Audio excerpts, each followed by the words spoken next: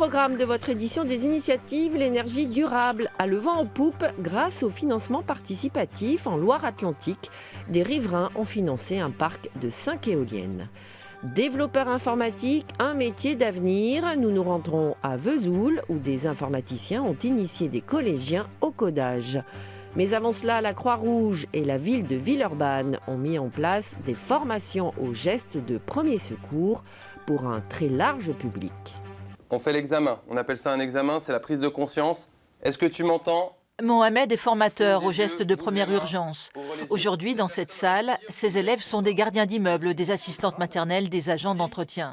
En quelques heures, Mohamed et ses collègues vont leur apprendre à réagir face à un blessé. Contre paume, je vais aller la placer contre l'oreille et la joue de ma victime. Je travaillais déjà avec les enfants au sein d'une école primaire où je faisais du périscolaire. Et quand j'ai entendu en fait que la Croix-Rouge proposait avec la mairie de Villeurbanne une formation qui était aussi pour les enfants, je me suis dit, pour moi c'est que du positif, je vais apprendre des choses. La ville de Villeurbanne est à l'origine de cette initiative qui vise à former un large public, dont 600 enfants, pendant 3 ans, à l'occasion d'ateliers périscolaires. Villeurbanne, sensibilisée aux gestes de première urgence et qui a installé depuis 2010 des défibrillateurs sur la voie publique. Quand j'ai su qu'il y avait un défibrillateur à Villeurbanne, et puis mon mari est cardiaque, je me suis dit, tiens, si ça lui était arrivé et que je sois à proximité, j'aurais peut-être pas su me débrouiller, quoi. Moi, je fais partie d'Est Métropole Habitat, c'est par rapport au public qu'on gère, quoi, puisqu'il y a beaucoup de logements, donc on sait, pour sauver s'il y a besoin, c'est savoir faire les premiers gestes pour faire ça. La Croix-Rouge organise ces sessions et il est possible de s'inscrire sur leur site pour y participer. Depuis les attentats du 13 novembre dernier, les demandes de formation aux gestes qui sauvent ont grimpé de 30%. Encore méconnu du grand public, le métier de développeur informatique cherche de futurs talents. Pour susciter des vocations, une entreprise de Bourgogne-Franche-Comté initie les plus jeunes au codage, un langage bien particulier utilisé pour créer des sites web. Ils quittent leur salle de classe l'espace de quelques heures pour adopter un autre langage, celui du codage informatique. Alors c'est quoi le codage ? La programmation, ouais. Il y en a qui connaissent le codage, ce charabia informatique à première vue incompréhensible, mais indispensable pour créer un site web ou encore un jeu informatique. Alors quoi de plus ludique que le jeu pour apprivoiser ce nouveau langage ? Il va vous demander de vous aider à attraper le vilain cochon. Donc vous devez assembler 2 blocs avancés plus pour faire avancer l'oiseau vers le cochon. Pour faire bouger un personnage du jeu à droite ou à gauche, d'abord un simple clic. Les enfants découvrent ensuite le codage correspondant à chaque action. Il y a plein de mots différents, puis on dirait que c'est un peu un autre langage en fait. Si on veut créer sa page web ou soi-même, ça peut toujours être intéressant. Dédiaboliser le codage auprès des jeunes générations, une initiative devenue indispensable pour les développeurs de cette entreprise. Ça va devenir à peu près aussi important que de savoir lire, écrire ou bien compter. De plus en plus, on va être amené à pouvoir produire soi-même un programme à travers des lignes de code ou en tout cas à comprendre comment ça marche, même si on n'a pas forcément la volonté de produire soi-même des choses, mais comprendre comment ça fonctionne derrière. Reste que tout le monde ne voit pas encore son avenir dans les méandres des lignes de code.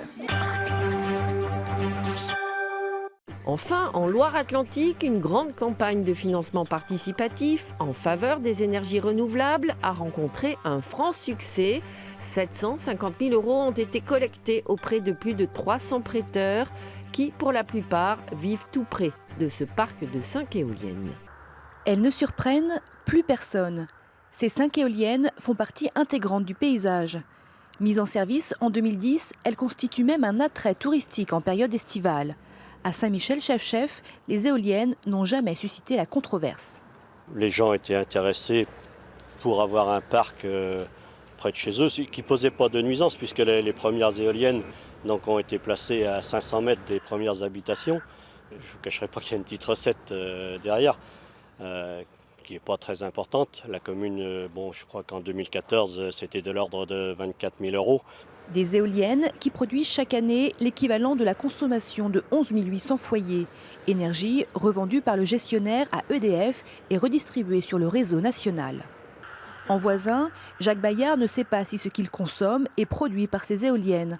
En tout cas, il n'a pas hésité à prendre part au financement participatif lancé par l'exploitant du parc il y a quelques semaines. Ce sont des éoliennes qui sont là depuis quand même quelques années maintenant, ça a l'air de tourner, de tourner correctement. On n'en entend pas parler à Saint-Michel d'une façon mauvaise, donc c'est simplement ça, voilà, l'éco-participation, hein, faire un petit truc pour ça, beaucoup plus que le rapport d'argent. C'est en passant par une plateforme de financement participatif dédiée aux projets de développement durable sur Internet que Jacques s'est lancé comme 325 autres prêteurs. Sur ce compte, j'avais la possibilité, soit par carte bancaire, soit par virement, de mettre de l'argent. Une fois que cet argent a été posé sur le compte, j'ai pu venir le placer sur les éoliennes de Saint-Michel. Le couple a prêté 4 000 €, une somme bloquée pendant 5 ans, mais qui rapportera 7% d'intérêt. L'opération, dont l'objectif était fixé à 500 000 €, a atteint 750 000 €. 2 tiers des prêteurs sont riverains des éoliennes. Nous, les 750 000 €, on va les réinvestir dans la transition énergétique pour produire encore plus d'énergie propre.